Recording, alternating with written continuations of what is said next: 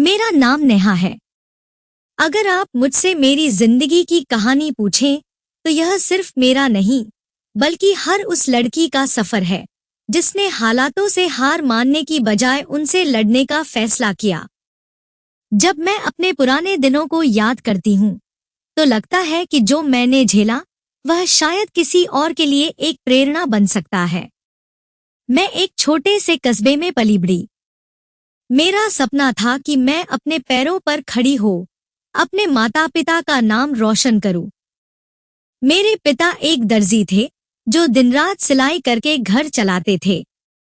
माँ गृहिणी थी, लेकिन उनकी सबसे बड़ी चिंता थी कि हम भाई बहनों को अच्छी शिक्षा मिले।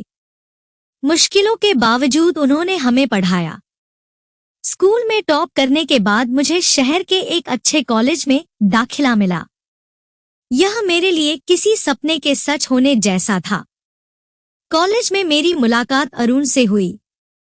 वह बहुत मेहनती और समझदार लड़का था। हमारी दोस्ती जल्दी ही गहरी हो गई और पढ़ाई के दौरान हमें एहसास हुआ कि हम एक दूसरे को पसंद करने लगे हैं। कॉलेज खत्म होते ही अरुण ने मुझे शादी के लिए प्रपोज किया। मेरे मन में कई सवाल थे। क्या मैं शादी के बाद अपने सपनों को पूरा कर पाऊंगी? क्या अरुण और उसका परिवार मेरा साथ देंगे? लेकिन अरुण ने मुझे भरोसा दिलाया कि हम मिलकर हर मुश्किल का सामना करेंगे। शादी के बाद मेरी जिंदगी पूरी तरह बदल गई। अरुण की नौकरी ठीक ठाक थी, लेकिन वह अकेले पूरे घर का खर्च नहीं उठा सकता था। मैंने सोचा कि मुझे भी कुछ करना चाहिए, मगर समस्या यह थी कि मैं शादी के बाद एक नए शहर में थी जहां किसी को नहीं जानती थी।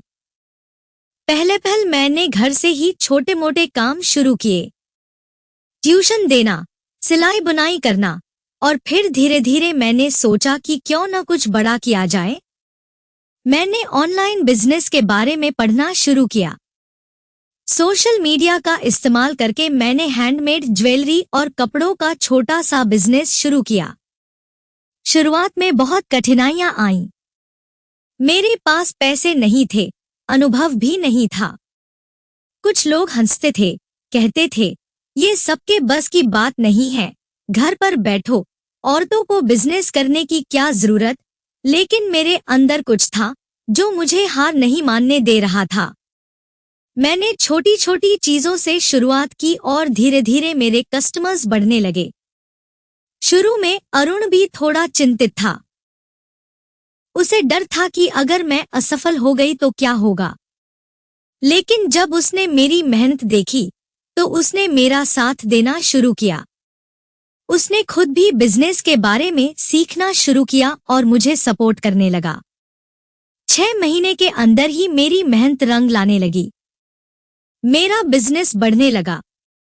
मैंने अपनी एक छोटी सी टीम बनाई और कई और महिलाओं को काम पर रखा जो मेरी तरह आत्मनिर्भर बनना चाहती थी। आज मैं सिर्फ खुद के लिए नहीं बल्कि दूसरी महिलाओं के लिए भी रोजगार का जरिया बन चुकी हूँ। मैंने अपने छोटे से कस्बे में एक ट्रेनिंग सेंटर खोला जहां महिलाओं को ब्यूटी पार्लर, सिलाई और बिजनेस स्किल्स सिखाई जाती हैं। यह मेरे लिए सबसे बड़ी सफलता थी, क्योंकि अब मैं सिर्फ अपने लिए नहीं बल्कि समाज के लिए भी कुछ कर रही थी। आज जब मैं अपनी यात्रा को देखती हूँ तो मुझे गर्व होता है।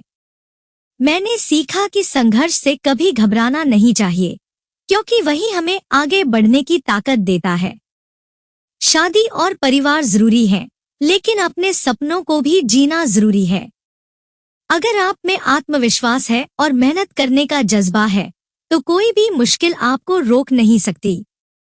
मेरी कहानी सिर्फ मेरी नहीं बल्कि हर उस लड़की की है जो खुद को साबित करना चाहती है। अब मेरा बिजनेस धीरे धीरे बढ़ रहा था, लेकिन मैं जानती थी कि असली चुनौती अभी बाकी थी। सफलता की राह में मुश्किलें तो आती ही हैं, और मेरे लिए भी यह सफर आसान नहीं था। मेरे बिजनेस को बढ़ते देख कुछ लोग खुश थे, लेकिन कुछ को यह पसंद नहीं आ रहा था। समाज के कुछ लोग अब भी यह मानते थे कि औरतों को घर संभालना चाहिए, बिजनेस नहीं। कई बार रिश्तेदार ताने मारते, इतना क्यों भागदौड़ कर रही हो? अरुण की नौकरी ठीक है, आराम से रहो। लेकिन मैं जानती थी कि यह सिर्फ मेरी नहीं, बल्कि उन कई महिलाओं की लड़ाई थी जो आत्मनिर्भर बनना चाहती थी। दूसरी चुनौती यह थी कि जैसे जैसे बिजनेस बढ़ रहा था, वैसे वैसे नई जिम्मेदारियां भी बढ़ रही थी। मुझे अकाउंट्स संभालने थे, मार्केटिंग करनी थी और अपने कर्मचारियों की भी देखभाल करनी थी। कई बार ऐसा लगता कि मैं थक गई हूँ, लेकिन फिर मुझे अपने संघर्ष के शुरुआती दिन याद आते और मैं खुद को संभाल लेती। इस बीच अरुण का प्रमोशन हो गया और उसकी सैलरी बढ़ गई। अब वह चाहता था कि मैं बिजनेस को थोड़ा धीमा कर दूं और घर पर ज्यादा ध्यान दूं। लेकिन मैंने उसे समझाया, यह सिर्फ मेरा सपना नहीं है, यह उन औरतों की उम्मीद भी है जो अपने पैरों पर खड़ा होना चाहती हैं। अरुण ने मेरी बात समझी और मेरा पूरा समर्थन करने लगा। उसने भी बिजनेस के बारे में सीखना शुरू किया और मेरी मदद करने लगा। अब हम दोनों एक टीम की तरह काम कर रहे थे और यही हमारे रिश्ते की सबसे बड़ी ताकत थी। फिर वह दिन आया जब मैंने अपने बिजनेस का पहला बड़ा ऑर्डर हासिल किया। यह मेरे लिए किसी सपने के सच होने जैसा था। मेरी टीम में अब 20 से ज्यादा महिलाएं थीं, जो अलग अलग काम कर रही थी। कोई सिलाई कर रही थी, कोई ब्यूटी पार्लर चला रही थी, तो कोई सोशल मीडिया पर बिजनेस प्रमोट कर रही थी। मुझे अब कई कार्यक्रमों में महिलाओं को मोटिवेट करने के लिए बुलाया जाने लगा। जब मैं अपने गांव गई, तो वहां की लड़कियां मेरी ओर उम्मीद भरी नजरों से देख रही थी। वे जानना चाहती थी कि कैसे मैंने यह सब किया। मैंने उनके लिए फ्री ट्रेनिंग सेशन शुरू किए, जहां मैं उन्हें बिजनेस और आत्मनिर्भरता के बारे में सिखाने लगी। अब मेरा अगला लक्ष्य था एक ट्रेनिंग सेंटर खोलना, जहां लड़कियों को न सिर्फ सिलाई और ब्यूटी पार्लर, बल्कि डिजिटल मार्केटिंग, ऑनलाइन बिजनेस और आत्मनिर्भर बनने की कला सिखाई जाए। मैंने इसके लिए सरकार से मदद मांगी और कई एनजीओ से संपर्क किया। कुछ ने मना कर दिया, लेकिन कुछ ने मेरी बात सुनी और मेरी मदद करने के लिए आगे आए। आखिरकार 1 साल की मेहनत के बाद मैंने नारी शक्ति केंद्र नाम से अपना ट्रेनिंग सेंटर खोल दिया। यह मेरे लिए सबसे गर्व का पल था। अब मेरी जिंदगी का मकसद सिर्फ अपना बिजनेस बढ़ाना नहीं था, बल्कि दूसरी महिलाओं को भी आत्मनिर्भर बनाना था। आज जब मैं अपने सफर को देखती हूँ, तो मुझे यह एहसास होता है कि सफलता सिर्फ पैसों में नहीं होती, बल्कि उस बदलाव में होती है जो हम समाज में लाते हैं। अगर मैंने हार मान ली होती, तो शायद आज न मैं यहाँ होती, न ही सैकड़ों दूसरी महिलाएं जो आज आत्मनिर्भर बन रही हैं। नारी शक्ति केंद्र खुलने के बाद मेरी जिंदगी का एक नया अध्याय शुरू हो चुका था। अब मेरा लक्ष्य सिर्फ अपना बिजनेस बढ़ाना नहीं था, बल्कि उन महिलाओं को आगे बढ़ाना था जो समाज की बंदिशों के कारण अपने सपनों को पूरा नहीं कर पा रही थी। जब ट्रेनिंग सेंटर शुरू हुआ, तो शुरुआती दिनों में सिर्फ 10 से 15 महिलाएं आईं। कुछ को विश्वास ही नहीं था कि यह काम करेगा।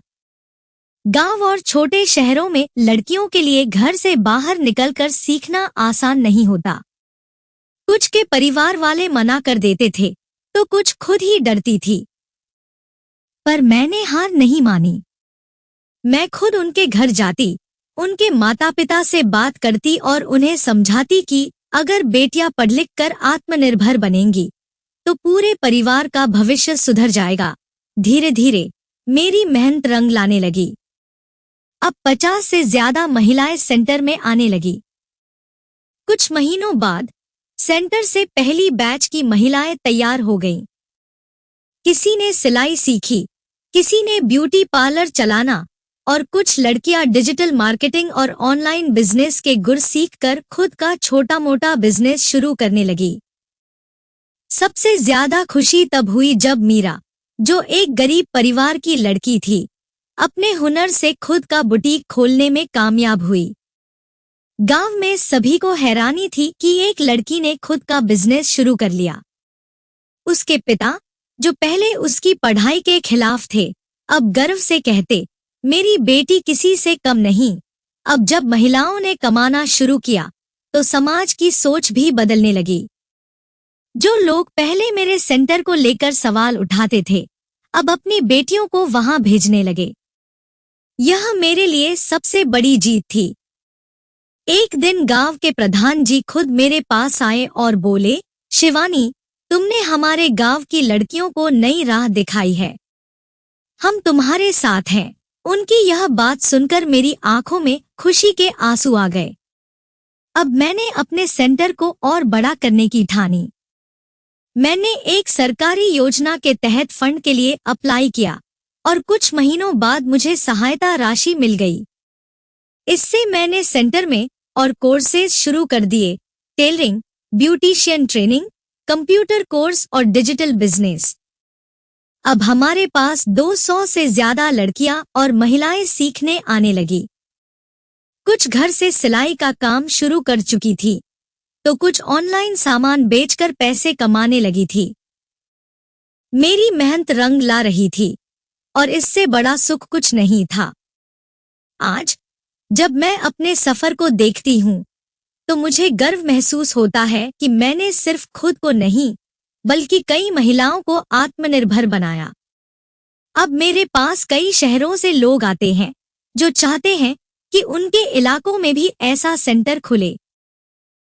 मुझे एहसास हुआ कि एक औरत की ताकत सिर्फ खुद को आगे बढ़ाने में नहीं बल्कि पूरी पीढ़ी को बदलने में है।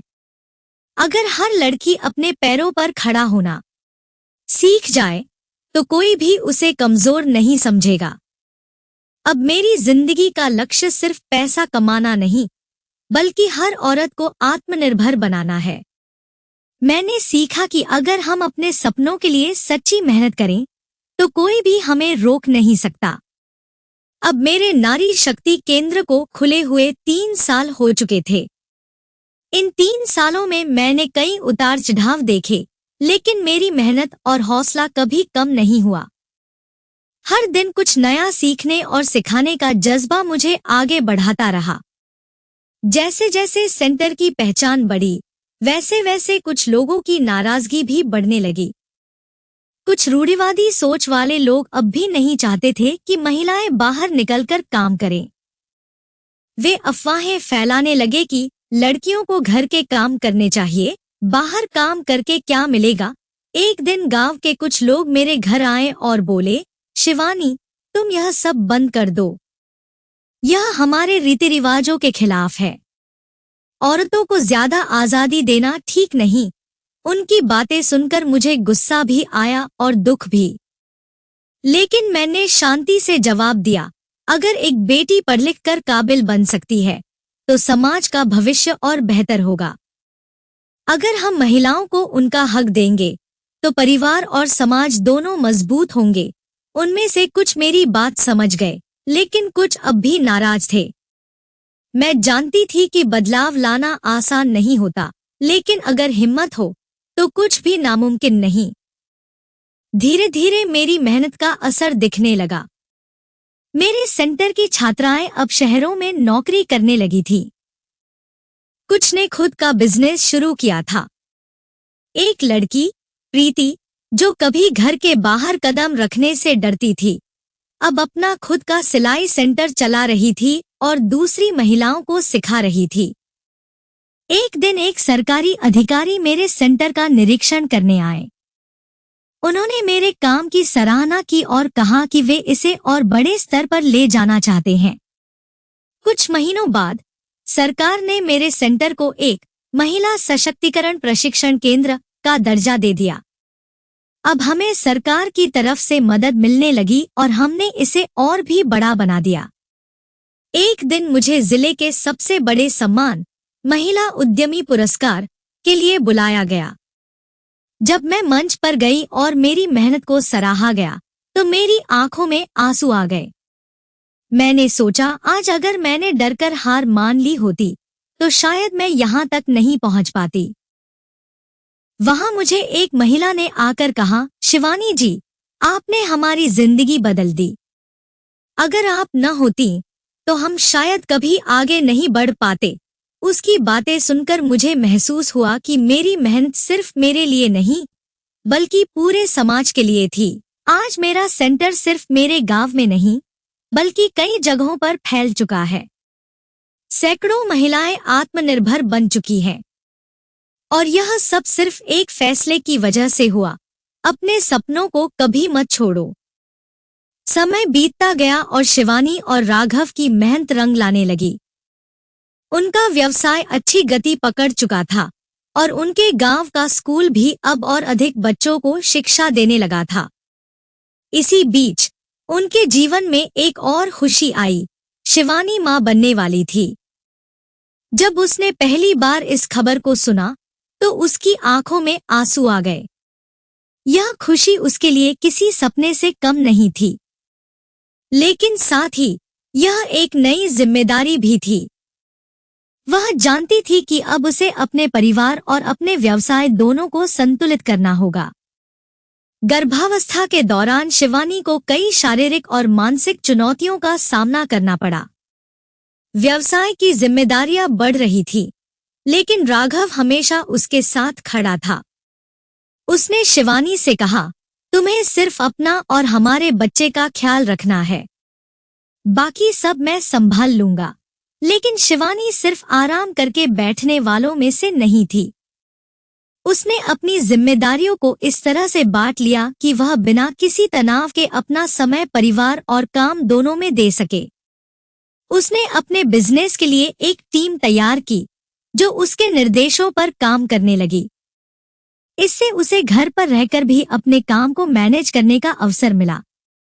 आखिर वह दिन आ ही गया जब शिवानी ने एक प्यारे से बेटे को जन्म दिया। जब उसने पहली बार अपने बच्चे को गोद में लिया तो उसकी आंखों में खुशी के आंसू आ गए। उसने महसूस किया कि यह उसकी जिंदगी का सबसे खूबसूरत पल था। उसने अपने बेटे का नाम अर्णव रखा, जिसका अर्थ है समुद्र, असीम शक्ति और अथाह गहराई वाला।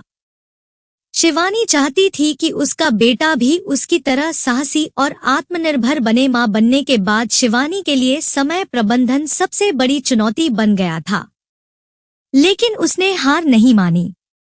उसने अपने बिजनेस को इस तरह से व्यवस्थित किया कि वह घर से ही अपने कामों की देखरेख कर सके। धीरे धीरे अर्णव बड़ा होने लगा और शिवानी ने उसमें बचपन से ही आत्मनिर्भरता और संघर्ष करने की सीख डालनी शुरू कर दी। उसने उसे सिखाया कि मेहनत और ईमानदारी से किया गया हर काम एक दिन सफलता की ओर ले जाता है। एक दिन जब अर्णव 5 साल का हुआ तो उसने अपनी माँ से पूछा, माँ, आप हमेशा इतना काम क्यों करती हो? शिवानी मुस्कुराई और उसे गोद में लेकर बोली, बेटा, क्योंकि तुम्हारी माँ चाहती है कि तुम कभी किसी चीज के लिए किसी और पर निर्भर न रहो। अगर हम मेहनत करते हैं तो हम अपनी जिंदगी खुद बना सकते हैं। अर्णव ने सिर हिलाया और कहा, तो मैं भी बड़ा होकर मेहनत करूंगा। शिवानी और राघव ने उसे हमेशा सिखाया कि पैसे से ज्यादा जरूरी है ईमानदारी, आत्मनिर्भरता और दयालुता। उन्होंने उसे अपने गांव के स्कूल में पढ़ने के लिए भेजा ताकि वह जमीन से जुड़ा रह सके और समाज के हर वर्ग के लोगों को समझ आ गया। अर्णव की परवरिश एक ऐसे माहौल में हुई जहां उसने देखा कि उसके माता पिता सिर्फ अपने लिए ही नहीं बल्कि समाज के लिए भी काम कर रहे हैं। उसने बचपन से ही सीखा कि सफलता सिर्फ पैसा कमाने में नहीं बल्कि दूसरों की मदद करने में भी होती है। शिवानी को अब इस बात पर गर्व था कि उसने अपने जीवन में जितने संघर्ष किए वे बेकार नहीं गए। वह अब सिर्फ एक सफल व्यवसायी नहीं बल्कि एक आदर्श माँ भी थी। यह कहानी हमें सिखाती है कि जिंदगी में कितनी भी मुश्किलें आएं, अगर हम मेहनत और आत्मविश्वास से आगे बढ़ते रहें तो हम हर मुश्किल को पार कर सकते हैं। साथ ही माँ बनने का मतलब यह नहीं कि हमें अपने सपनों को छोड़ना पड़े, बल्कि यह एक और नई प्रेरणा बन सकती है जिससे हम और अधिक मजबूत बनते हैं। अगर आपको यह कहानी पसंद आई हो तो हमारे चैनल एल के कहानियाँ को सब्सक्राइब करें और वीडियो को लाइक व शेयर जरूर करें। हमें कमेंट करके बताएं कि इस कहानी से आपने क्या सीखा। आपकी प्रतिक्रिया हमारे लिए बहुत मायने रखती है। नई प्रेरणादायक कहानियों के लिए जुड़े रहें। क्या आपको कभी ऐसा लगा कि आप किसी चुनौती को पार नहीं कर सकते? आपने उस समय क्या किया? अपने अनुभव हमें कमेंट में बताएं।